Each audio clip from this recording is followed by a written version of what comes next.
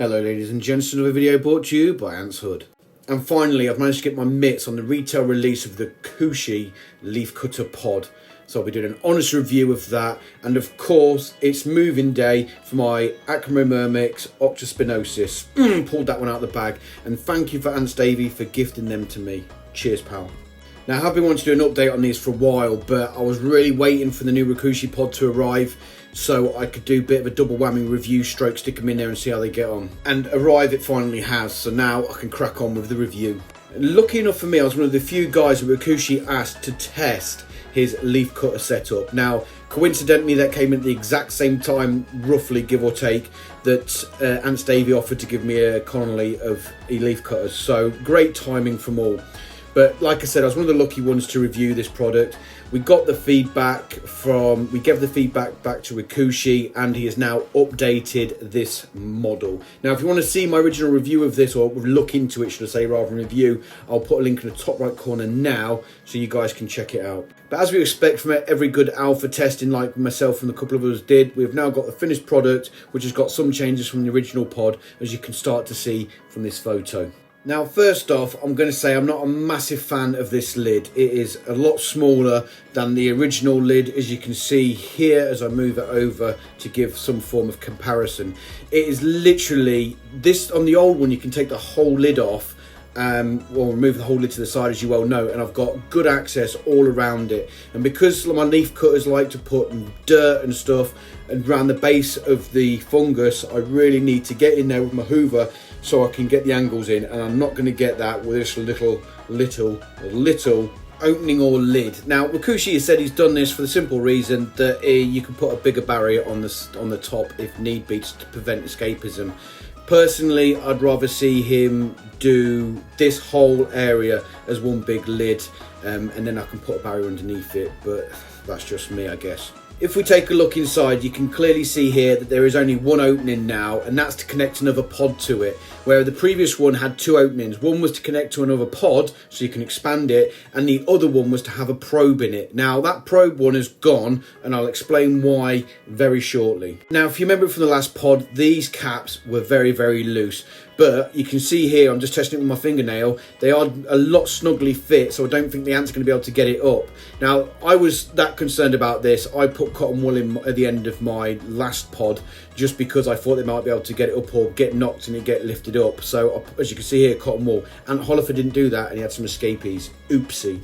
And it's a much better fit, which is a great improvement as well. And if we look here as well, I think it's a really nice touch. I love the way that his writing has been put in the side. I love the font he uses anyway. I think it's really cool. I don't even know why I'm talking about this, because it's not affect the nest in any shape or form. I just like it. The hydration on the old nest was done by this tube, as you can see here to the left of the nest, with putting water in the top. Now, there was a couple of issues with this. Primarily, you could overwater your gypsum, and if you did that, you could cause a flood, and if water comes in contact with your fungus, you will kill it. So this was an issue that another creator identified and Wakooshi's fixed. Also with this, I find I can't put a barrier around the back of it, and when I do put a barrier around the back of it, it's a bit of a fiddle. But also, if I put a barrier on the tubing, the ants can still cross it. So when I took the lid off, no matter what I did, I still got a spill out of ants when I'm trying to feed them in a single pod. Not so much an issue to start with, but later on when they've got to the size they are now, this is an issue. Now what Wakooshi has done is he's got a little pod on the side here, got a neat little lid like that. Now what this prevents you doing, I'm going to freeze frame here, is overwatering it, because you can't overwater this, believe it or not. Because it's lower than the top level of the gypsum, if you overwater it, the water's just going to spill out the top. So what it uses is capillary action to suck the water out, then up to the surface of the gypsum, and then it hydrates the nest. Now obviously I'm going to test this, you're going to see me testing it in a bit anyway. I'll put a video of me watering it so you can see what I mean. But it, like I said, it sucks the water out and it sucks it up and it humidifies the area, and there is absolutely zero risk of it flooding. And now I've said that, I guarantee you that somebody's going to find a way of flooding this now, and I'm just going to eat my own words. But anyway, here's a picture of it with actually what I mean with it's full of water.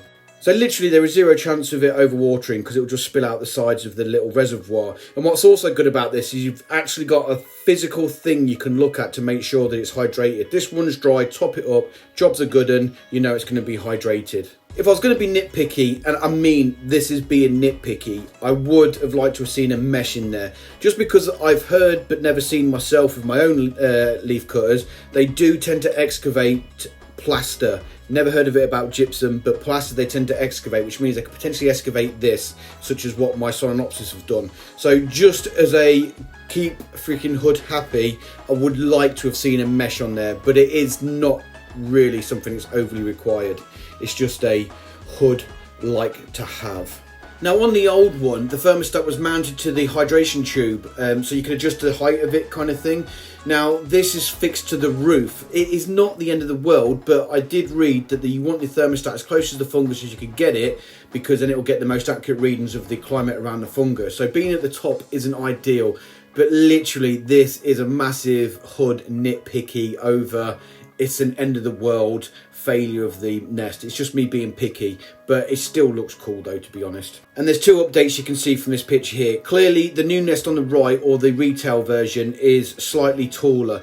Now the reason for that is because both myself, Wakooshi, and everybody else that observed is the word I was looking for, the fungus, they grow up. They don't grow out, they don't expand it, they grow up. So the footprint of the nest is, pod should I say, is basically the same size. It's just got a little bit more height. Now if you look at the pod on the left, or the one that I got for testing, you can clearly see it's got a slope roof. Now what this slope roof does is it slopes the condensation away from the centre of the fungus where it will be sat. So if you do get condensation because you're heating this via heat mat or heat cables, which you will get condensation, there is no if no buts, you will, it lets it trickle to the side and harmlessly drips down out of the way of your fungus, because if water touches your fungus it will kill it.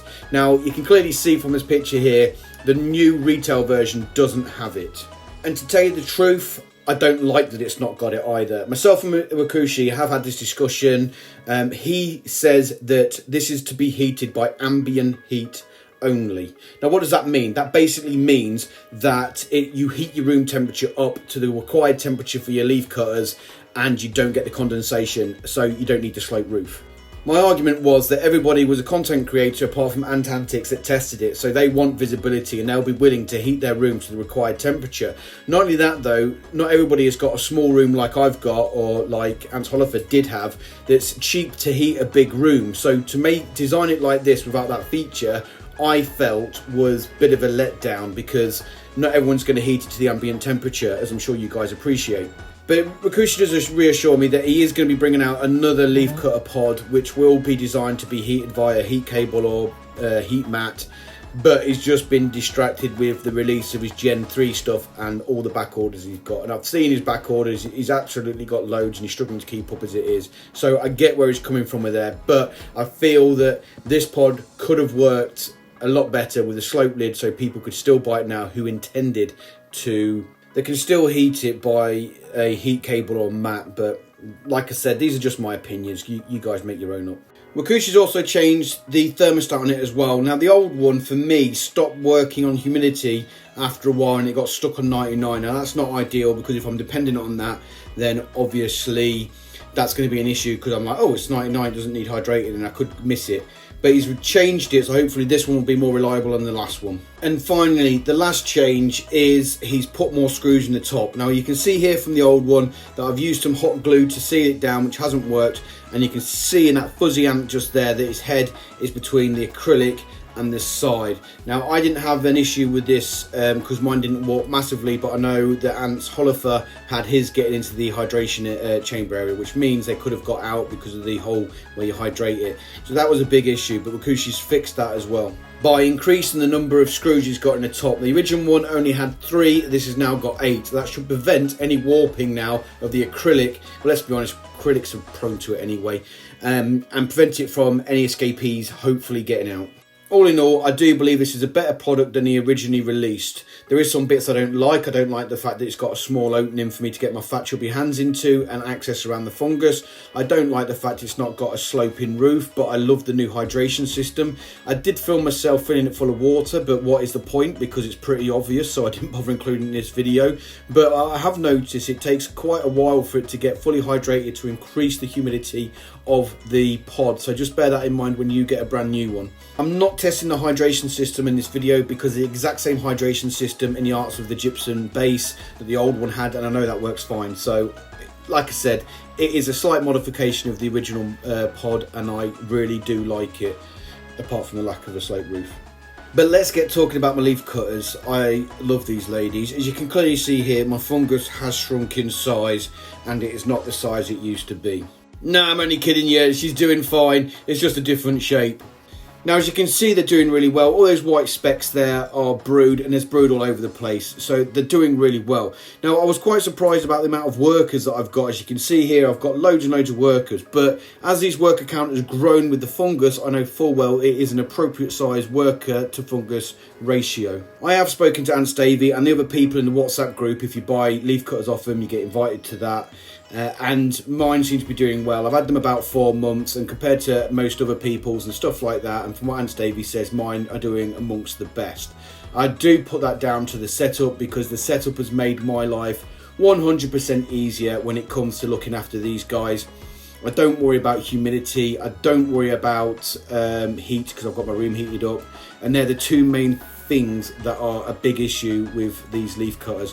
And obviously, because I heat my room, I don't need to worry about the humidity and drip and stuff like that. But like I said, the retail release is a ambient room temperature way of heating your ants, so you don't get condensation. Bear that in mind if you're going to buy this. If you're going to use a heat cable, please. What I do find really interesting about the leaf cutters in the fungus garden is they're constantly reshaping it, they're constantly adjusting it. I would have thought that once they've established a particular shape of it, then they'll keep that shape and just grow on top of it. But I have noticed that they tend to move it around a lot. They tend to change the shape. And during these chambers that they form, you're not going to see it in this video, but you'll see it on another one when I zoom out a little bit more. The chambers that they form in the fungus, they change as well. It's a very dynamic, very ever-changing fungus garden. It never stays the same for long. I find that fascinating. I also am kind of curious about why they move it around so much. Maybe just to get them to optimal conditions for the fungus garden, or maybe they just get bored and they move it around. Now, when you actually touch this fungus, it kind of feels like the consistency of a really thick, moussey, yogurty kind of stuff. It's very spongy, and I don't know, it's a really weird way of describing it. It's very spongy. It just kind of feels like a more of a solid mousse than you'll get for like these mousse yogurts you get. Thicker than that, but that kind of feel to it. It's really strange. But bearing in mind, I've never actually touched this fungus with my bare hands, because I don't want any of my contaminants from my hands, such as soap and stuff like that, or anything that could harm the ants getting onto the fungus. So I've always used like utensils to do it, but you kind of get feedback from using those utensils about how it feels. It's so hard to describe. I'm just gabbling on about nothing at the moment, but it's really hard to describe. But yeah, that's the way it is, and that ant is totally chilling on that stick. What is interesting as well, as you can see here, but better in a second when I swip around to the other side of the fungus, that if you leave sticks like this, they do get incorporated into the fungus garden. And as you'll see as I flip it around shortly, there is one that has been completely integrated, and I've left it too long, and there's no way I'm going to be able to get that out without doing substantial damage to the fungus garden. So it's going to stay there. But bearing in mind, when I say substantial damage to the fungus garden, these things are very dynamic. When you get them in transport, for example, they do get turned into a mush.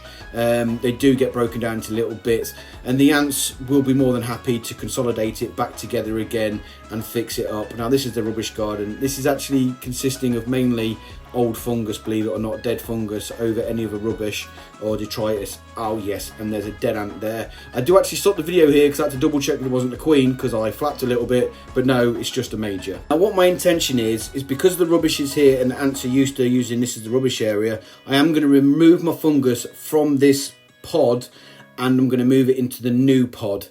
Now, Ants Hollifer's done this, and it was live stream was yesterday, because I'm releasing this on Sunday evening, I'm recording it on Saturday evening. I was watching his live stream and I was on the mic, and he showed me the video of him moving this fungus, and he's allowed me kindly to show you. So just watch this. This is a recording from his live stream. Obviously he did it for 24 hours, so well, hopefully past tense, he's still doing it right now as I edit this video. So but yeah, I'll show you this because it is wow. Yet again, I just want to say a big thank you to Ants Hollifer for allowing me to use this footage. As you can see, Ants Hollifer is trying to lift it up by the mesh. Now, this doesn't necessarily go to plan, and this is where the disaster happens. He's trying to pick it up, he's trying to scoop it back onto the mesh, it isn't working, and then disaster strikes. Oh, it's painful to watch. He ends up mushing it against the side of the wall of the outworld, and it unfortunately disintegrates. Now, this isn't the end of the world, believe it or not, because if he gets most of the fungus into the new setup, they will reconsolidate it and build it back together. Now, don't forget, he's got 2 different leaf cutter Connollys, and this is him attempting it with his next leaf cutters. Now, yet again, he's being very gingerly taking out the little bits and bobs, and he tries to pick it up by the mesh, as you can see him getting his hands in here now. Now, I can only imagine how much this hurts, because when these bite, they do bite, and they're very strong biters. So, as you can see, he's trying to get it out now, and I think he just gives up. No, right, I'm just going to get my hands in there, and I'm going to move it over. Now, like I said before, fair play to him, he's done it, he's got it in one piece, and that's fine and dandy like sugar candy. I am talking this with rose tinted glasses because I have not attempted to move mine yet, and I'm editing this video and I've not moved them because I'm building myself up to it. I'm hopefully don't have the car crash that old Alex had with his first attempt to move them, and it just disintegrated the fungus, but time will tell. And a point of note, Alex did tell me that his queens are fine in both moves, so there's no dramas there, guys. Now, this is me literally testing my ability to be able to film at the right angle where you can catch the most amount of stuff that's going to go on. So this was a practice. It took me hours to build myself up to get the courage to do this. And you guys are about to see how I get on after watching Holofers. So this was it, guys. I built myself up. I'm actually going for it. Excuse the angles aren't the best, but I've got a confined space. So what I'm using is my big 13 centimetre long tweezers, which you can see on the left there, and I am going to use my little pointy tweezers that I use a lot. So I've took the lid off, I've had to flick some of the ants back in, and that's what you can see. I'm now taking the lid off of the old outworld, which you can't see because it's just out, and I literally pick it up, and here I go. And I drop it out in Ants Holifer, eat your heart out. That's how to do it. Now, obviously, as you can imagine, I'm going to have a lot of ants stuck to my tweezers and stuff like that. So there is this video just gone for 2 minutes, but I won't subject you to it. It's just literally me just moving the ants that are going to be crawling on the top, as you can see in the right tub now, and just moving it over so it's not a massive drama. Now, somebody did say on the other chat groups that the mesh just allows your fungus to fall through it. Now, they're wrong, to be honest. When you first get the Connolly, yes, because it's all been obliterated by transport, it will fall through it. But that doesn't matter, because what will happen is your ants will collect it together, consolidate it in one big bump. Now, this was taken immediately after I removed my fungus garden, and you can clearly see that there is no fungus trapped in the mesh, there is no fungus trapped around the mesh. What the mesh allows you to do is keep it off the wet bottom, which, as I've said before, water will kill your fungus, but it still allows the humidity to pass through. So that person, who I've got a sneaky suspicion is just another retailer being toxic, you're wrong, mate, and I've just proved it now, so yeah, you're wrong. Unfortunately, Wakooshi didn't send me the right pot of tubing or any tubing at all to connect these, so I'm using his old tubing, which is quite big anyway, and I'm just getting some cotton wool and sealing them in around so I can connect the two up. Now, this will be replaced once Wakooshi sends me the correct tubing so I can connect these two outworlds together. It is larger than his normal stuff because it obviously takes into account that the leaf cutters will be transporting leaves, so that kind of goes without saying. But all I'm doing here is using his oversized, I think it's 13mm diameter previous stuff, or maybe it's even bigger than that, I can't remember off the top of my head, and just putting it in there because it's fairly large, and just using the cotton wool to fill up the gap. It is a temporary stopgap. The leaf cutters will get through this cotton wool eventually, but hopefully by then I'll have the correct tubing. So Wakooshi, if you're listening, if you're watching, please send me the right tubing. Thank you. It's just an overview of me moving the fungus. As you can clearly, I've only moved the fungus like 15-20 minutes ago now. There is no fungus attached to that mesh, so all you haters shut up. This is the fungus. And you see this fungus attached to that stick. They've actually started taking it off there and putting it to the main fungus garden. So I'm not too concerned about them moving back into this one now I've connected it up. But as you can see, as I'm pointing to there, I have broken the frame for that thermostat, but not a major drama. Not losing sleep over it, and I will put it back in there once I've done. I moved it out of the way so I can film it. But yes, I know I've just connected them up, but they seem to be doing good. finally, this is the finished product. This has been a long video today, and I do apologise, but I think the outcome's been pretty good, and my fungus is mainly intact. Nod to Ant Oliver there. Now, it's been a really good day filming and editing this because I've been dotting in and out of Ant Hollifer's video 24-hour challenge. The link, check out his channel. I'll put a link in the description below. And I owe a big thank you for him to allow me to use his footage when he moved his leaf cutter fungus. I'm still laughing about it now. Leaf cutter fungus into the new pod. So thank you to him. But I also owe a massive thank you to my Patreons. So I owe a big, super massive thank you to Adam W, Adrian, Antantix, Anty Matters, David D, Jason W, Kevin R, Paul A, Pavant, PJGrant and Wakooshi. Without your support, my channel wouldn't be what it is. If you guys want to check out, become a patron, should I say, check out the link in the description below. I owe you guys a big, super massive thanks as well for watching and subscribing to my channel, so thank you. But anyway, I will stop talking rubbish. That's it for today then, guys. I hope you enjoyed this video, and I'll see you in my next one. Bye-bye for now.